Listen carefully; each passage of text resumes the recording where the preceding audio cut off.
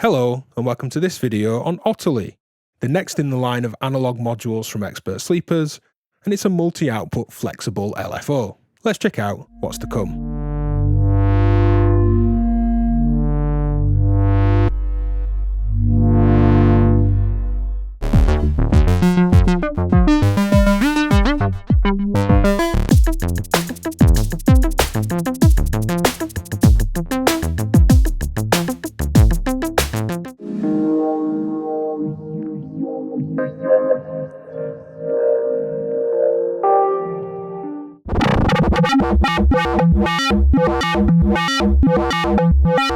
This video is sponsored by Expert Sleepers. Now Otterly is next in the line of analog modules from Expert Sleepers, and as I said at the start, it's a flexible multi-output LFO module.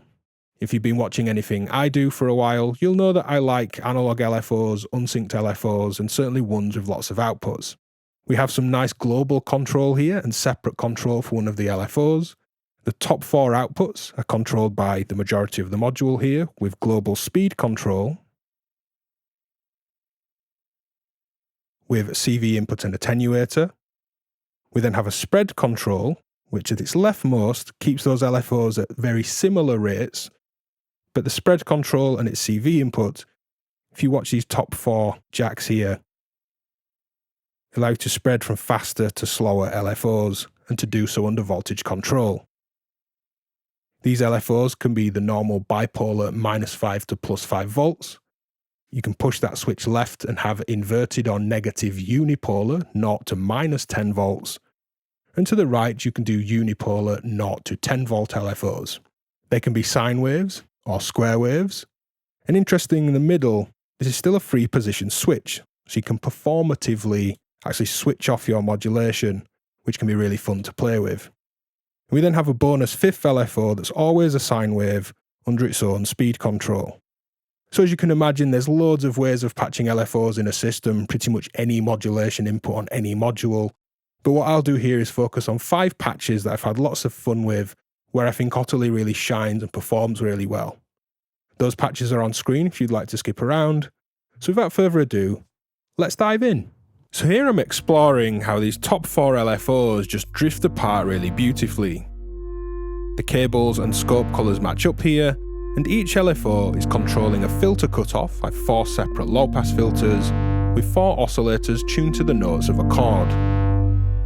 Now if you watch this LED cable, I'm going to hit the sync. These will all merge together as they've been reset, and then they'll just beautifully drift apart again, and that's what we're going to listen to here.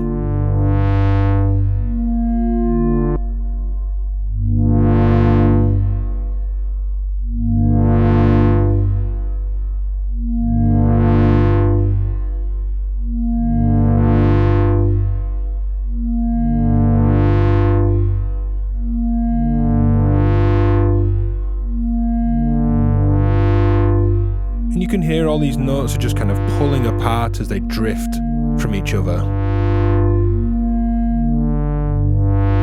Let's sync them one more time.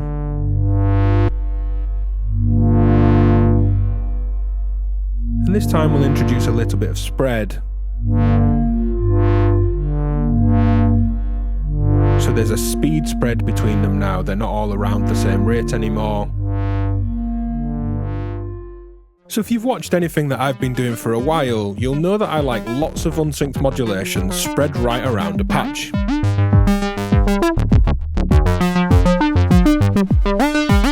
So this patch starts very simply with a pulse wave into a VCA with an envelope, this one, and into a filter.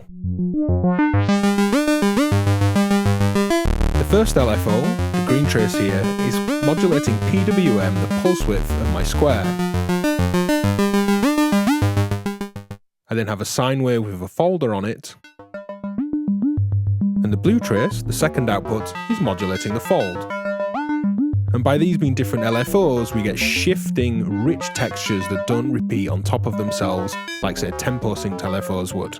I then have an envelope that's going to modulate this filter, that's up here, just attenuating it, and that's this envelope, and the red trace, the third output, is going to modulate the decay time. If I turn the attenuation of that up fully,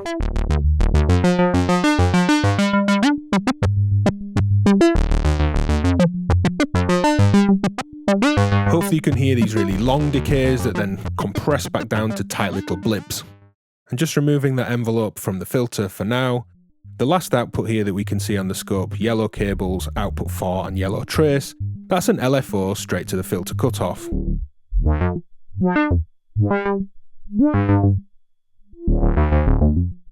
I'm then taking the 5th LFO by modulating the feedback on a delay.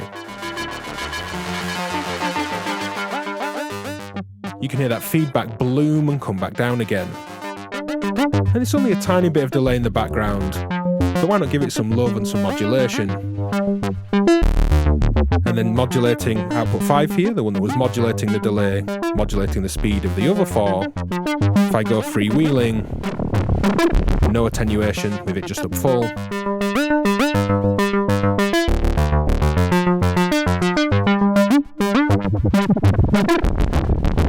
Sends the whole patch pretty mental, but if we just attenuate that down, like anything in Modular really, attenuation and depth control is key. And even though it's a really simple, just oscillator, VCO, VCA, subtractive patch, it's really organic and there's loads of life to it. It's really engaging tone for me.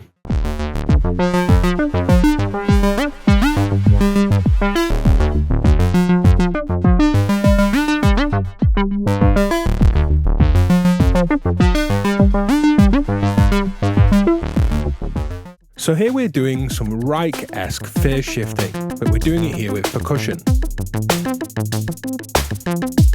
Now if I reset to Otterly here, while the signal is high, this stops, and output 2 here, the green trace, is my clock for my drum sequencing and for my synth line, my arpeggio type line, and then outputs 2 and 3 here are triggering percussion. Playing together nicely when they've been reset.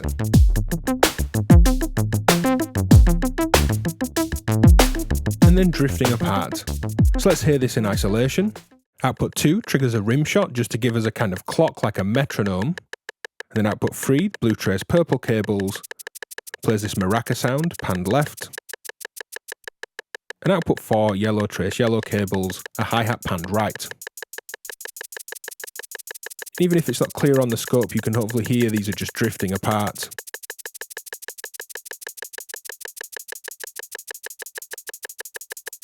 Let's reset them so they all sync together.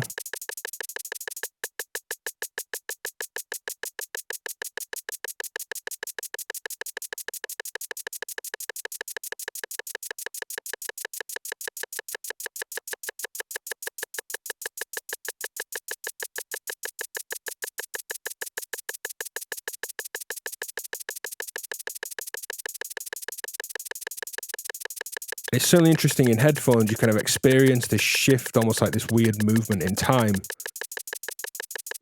Now my arpeggio and beats are just set dressing, if you like, they're just flavour for the patch.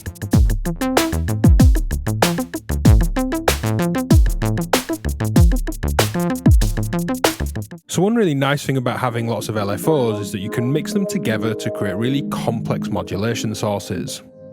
I'm taking the 4 outputs here, purple cables out to a mixer. There's a positive and a negative mix. Positive is the green trace, red trace is negative. And I'm using these to modulate 2 different bandpass filters, hard panned left and right.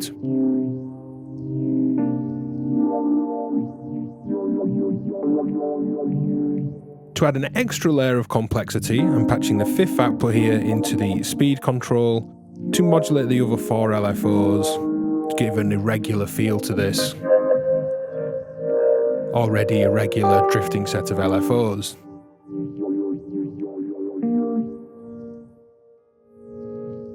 If I start to pull the spread back together,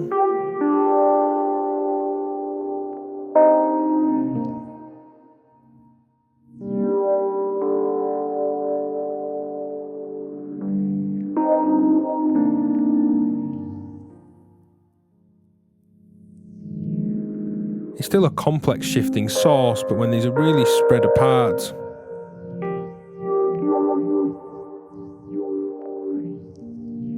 get loads of little troughs and valleys and peaks in the waveform at varying rates. So here we have some nice square wave FM. and some quirky self-patching.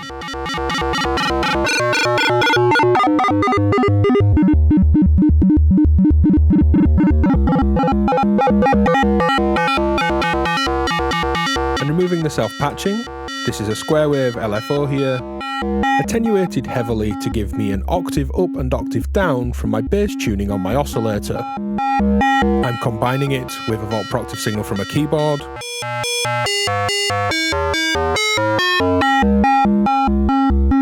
I've always enjoyed this kind of octave up FM, but what's been really fun here is to actually self-patch one of the spare outputs back into the reset. Now with zero spread, because these aren't in sync, they're just drifting analogue LFOs.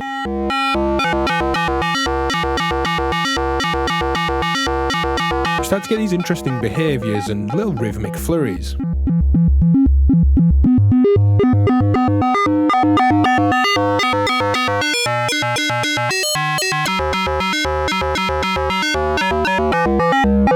And as we start to spread them,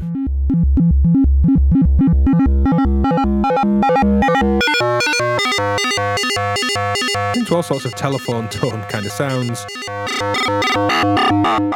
And the bottom output here is modulating the folder on my oscillator. It's just a droning sine wave that we're monitoring and recording with this LFO.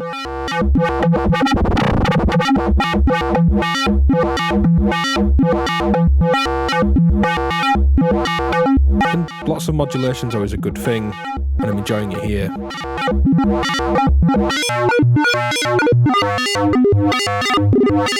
So if you've got this far in the video, go drop a hard sync in the comments and let me know which one of these patches was your favourite. You can head to patreon.com/DivKid to support the work that I do and to join my Discord community and gain access to lots of exclusives while you're there. Thanks for watching, I really appreciate the support. Leave a comment and subscribe, all that really helps the channel, and I'll see you next time. Bye.